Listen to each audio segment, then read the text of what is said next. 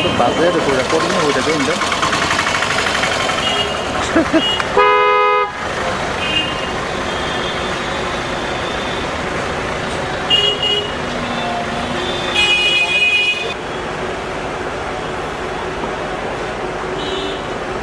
আজি আমাৰ এই ঐতিহাসিক যাত্ৰাৰ তৃতীয় দিন আমি যোৱাকালি গোটেই তিনিচুকীয়া জিলাৰ বিভিন্ন স্থানত সম্পন্ন কৰি ৰাতি আমি নগাঁও পালোহি ৰাতিপুৱা পুৱতি নিশা পাইছোহি আৰু আজি নগাঁও জিলা কংগ্ৰেছে আমাক ইয়াত এটা উষ্ম আদৰণি জনাইছে আৰু এতিয়া এই জিলা কংগ্ৰেছ অফিচৰ পৰা আমাৰ ৰকিবুল হুছেইন ডাঙৰীয়া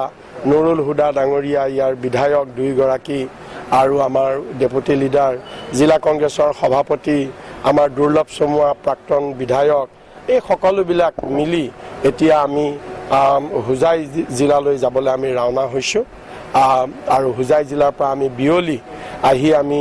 ৰূপহীত আমি আকৌ এনেকুৱাকৈ এখন ইণ্টাৰেকশ্যন সভা পাতিম আৰু তাত আমাৰ প্ৰাক্তন মুখ্যমন্ত্ৰী তৰুণ গগৈ ডাঙৰীয়াই অংশগ্ৰহণ কৰিব নাই নিশ্চয় কাৰণ তেওঁলোকে সেইটো বিজেপি দলে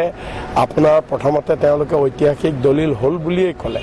আৰু ৪১ লাখ মানুহ যেতিয়া বাদ পৰিছিল ড্ৰাফটত তেতিয়া তেওঁলোকেতো এক প্ৰকাৰ বিজয় উৎসৱ পাতিলে যে আমি ঐতিহাসিক দলিল কৰি এনআৰচি কৰি অসমৰ পৰা আমি ৪১ লাখ বিদেশী উলিয়াই দেখুৱাই দিলোঁ কিন্তু যেতিয়া আপোনাৰ ফাইনেল পাব্লিকেশ্যন ওলাল সেই বিজেপি গভৰ্ণমেণ্টৰ বিষয়াবৰ্গই আকৌ তাৰে ২২ লাখক ভাৰতীয় নাগৰিক বুলি গণ্য কৰিলে আৰু তেতিয়া বিজেপিয়ে দেখিলে যে আমাৰ দোকান বন্ধ হ'ল কাৰণ আমি ইমান দিন ৪১ লাখ বিদেশী অসমত কৈ আছে বুলি ৰাজনীতি চলাই আছিল মানুহক ভয় ভীতি দেখুৱাই ৰাজনীতি চলাই আছিল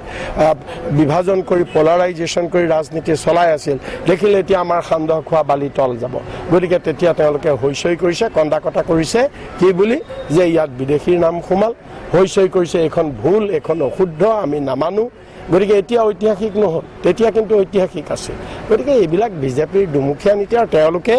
বিদেশী নাগৰিকৰ সমস্যা সমাধান হোৱা নিবিচাৰে এনআৰচি তেওঁলোকে নিবিচাৰে ইয়াক কেৱল দীঘলীয়া কৰি ৰাজনীতিৰ দোকান খুলি থাকিব বিচাৰে